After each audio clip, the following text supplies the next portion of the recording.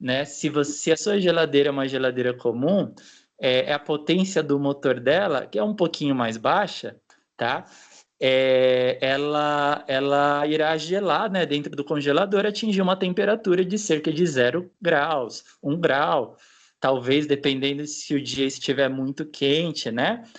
Ela pode chegar dentro do congelador a ficar até 0, 1 grau. Nas frost free, que o motor é mais potente, ele resfria mais o ar dentro da geladeira, ela pode abaixar essa temperatura a valores abaixo de 0, né? Tornar essa temperatura negativa, inclusive.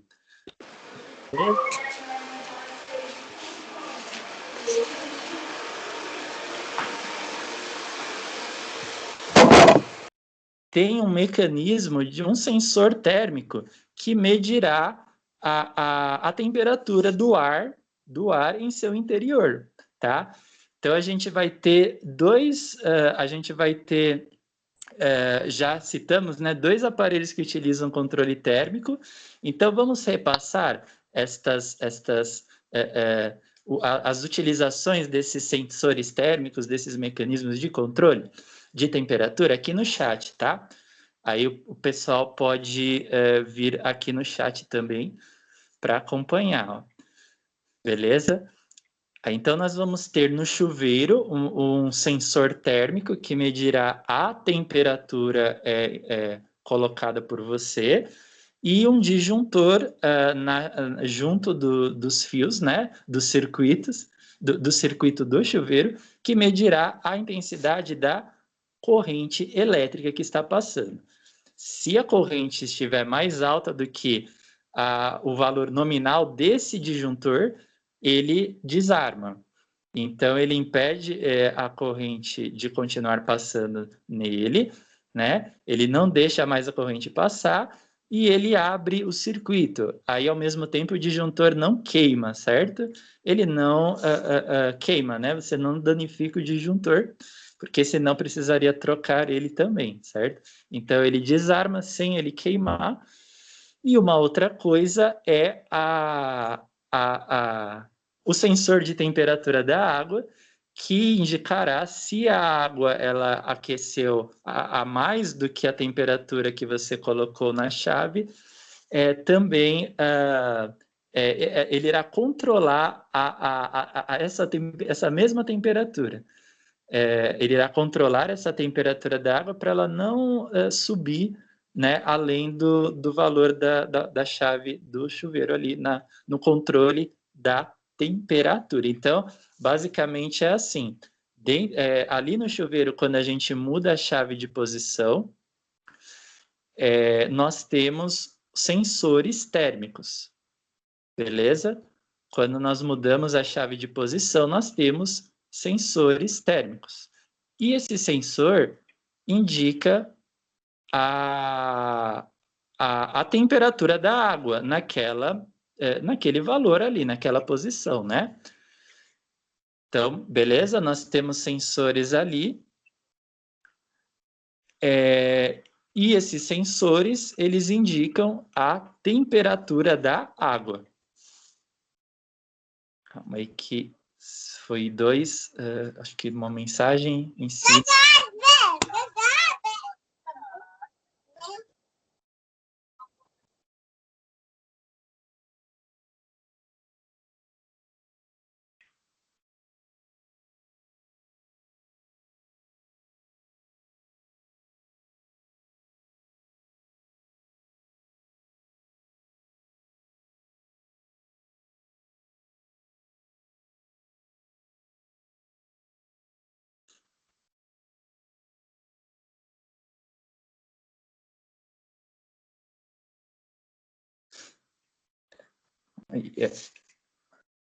Pessoal, eu acho que a gente está todos podendo ouvir bem, assim, o áudio está chegando para todos? Sim, se não estiver, vocês me avisam, tá? Agora sim, professor. Tá ouvindo? Ah, beleza. Não, o Stuart tinha comentado isso também. Ah, legal, beleza. Qualquer coisa me fala, tá bom? Então, no chuveiro, quando a gente muda a chave de posição, nós temos um sensor térmico dessas temperaturas ali dentro que controla, faz o controle da temperatura da água, beleza? Ele controla, nós temos o sensor térmico da água que controla exatamente isso, né? Na geladeira, nós temos um sensor térmico ali próximo do congelador e até na parte de fora, se você tiver num dia quente, quando você vê que começa a esquentar o ar dentro dela, você reduzir a temperatura, né? Aí não pode deixar a temperatura porém não pode deixar ela reduzida, esquecer ela lá, né? Deixar ela reduzida muito tempo, senão vai consumir mais da geladeira. Tudo bem, beleza? O motor da geladeira é potente, está equipado, mas se deixar a chave na temperatura mínima, além de gastar mais energia, pode gelar, né? Congelar o congelador também, né? Você vai provocar o congelamento dos alimentos do freezer. Aí depois vai ter que retirar todos eles, descongelar, né?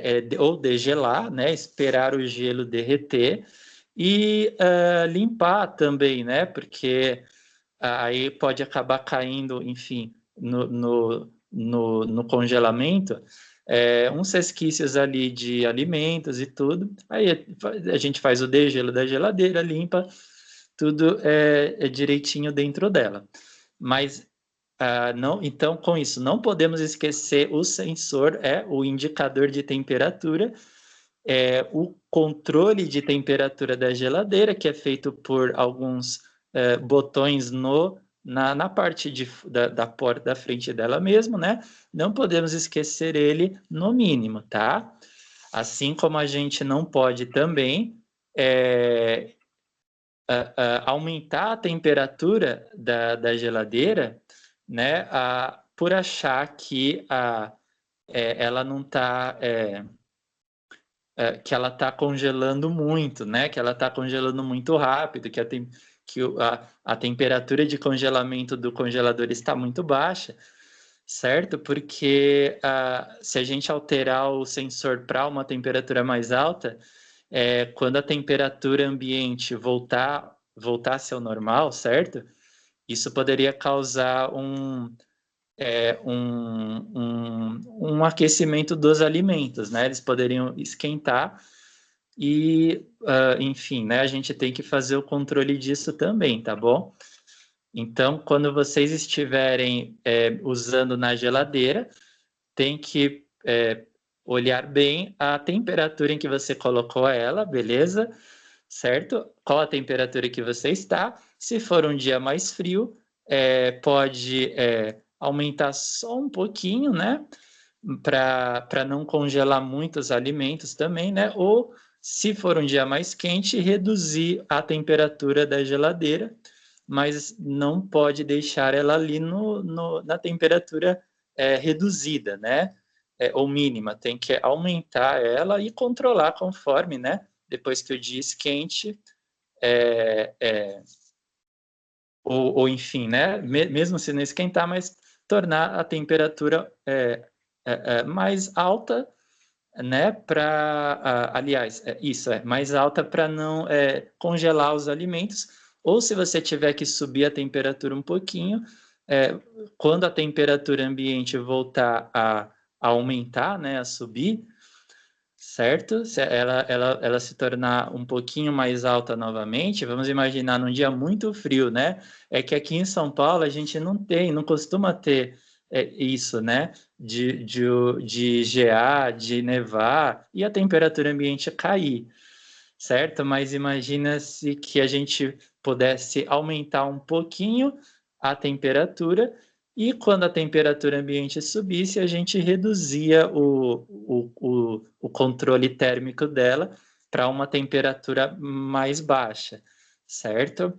O ideal, turma, é nós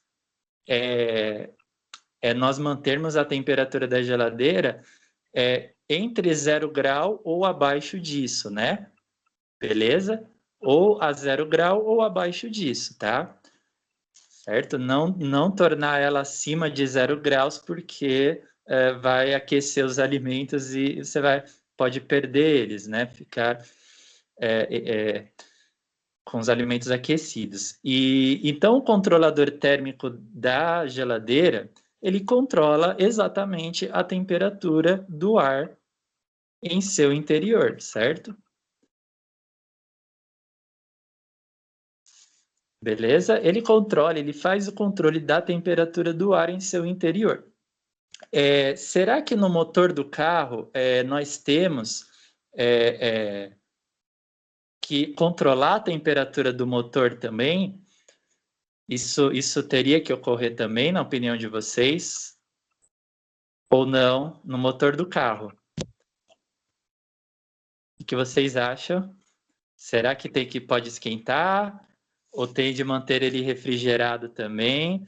Se tem que manter a temperatura do motor baixa, quem faz isso? Qual é o controle térmico que a gente tem dentro do carro? Muito bem. Que mecanismo faz? Pode falar? Pode, claro, pode. Precisa refrigerar ele porque, por exemplo, às vezes a gente está na estrada, já aconteceu comigo de estar na estrada, aí tá muito calor, a temperatura subir, e aí o carro parar por conta do motor. Sim, sim, exatamente, é isso mesmo. Aí, no seu caso, ele aqueceu por causa da temperatura ambiente e quando ele passa a trabalhar, né, a queimar combustível e gerar calor e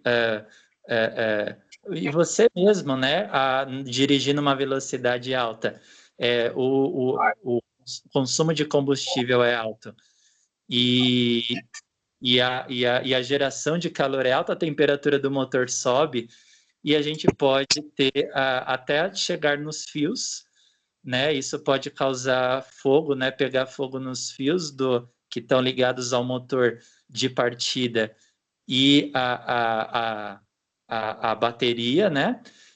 Pode chegar na bateria, pode chegar no motor e a ventoinha, no caso que você falou, ela refrigera, ela resfria o condensador. O condensador é um reservatório de carro.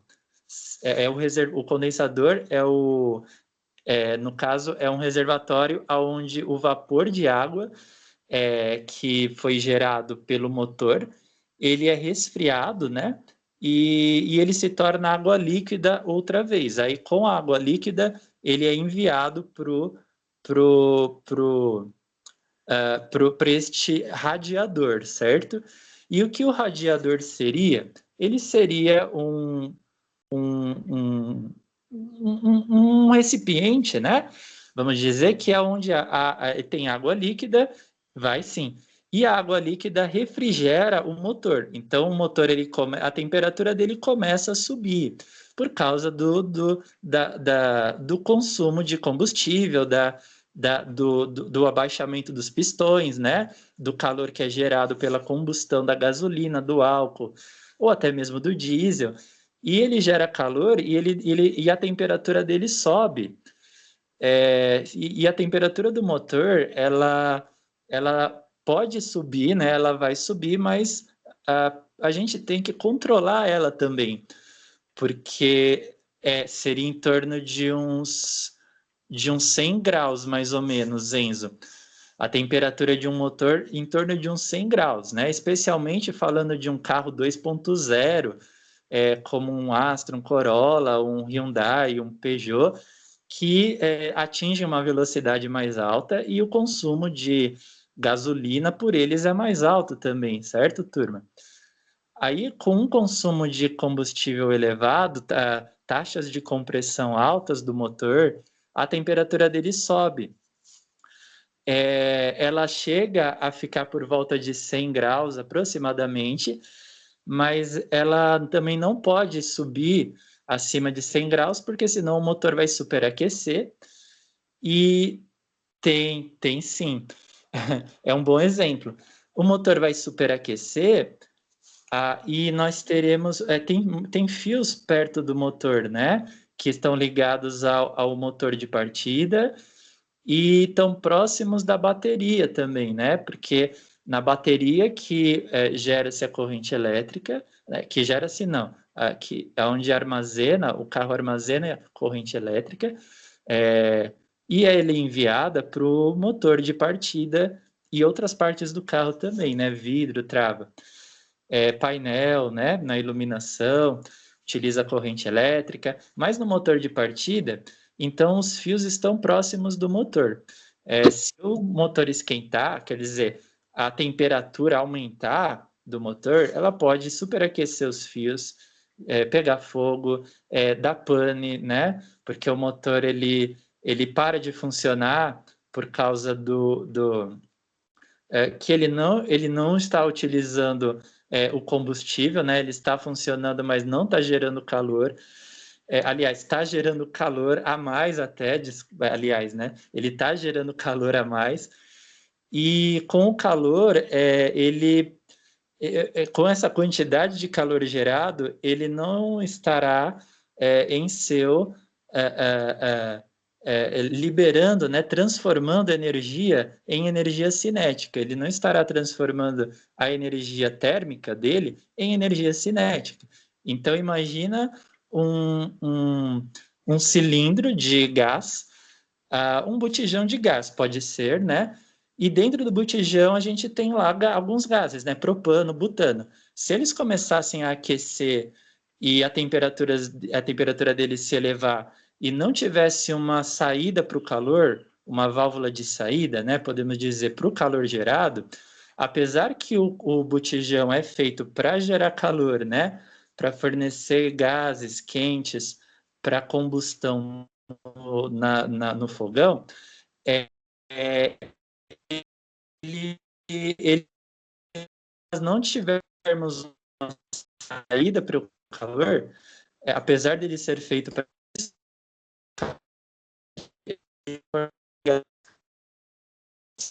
e o gás fica preso ali. Aí a temperatura começa a subir, além dos riscos, né, que nós citamos, a pressão se torna muito alta, eu já programa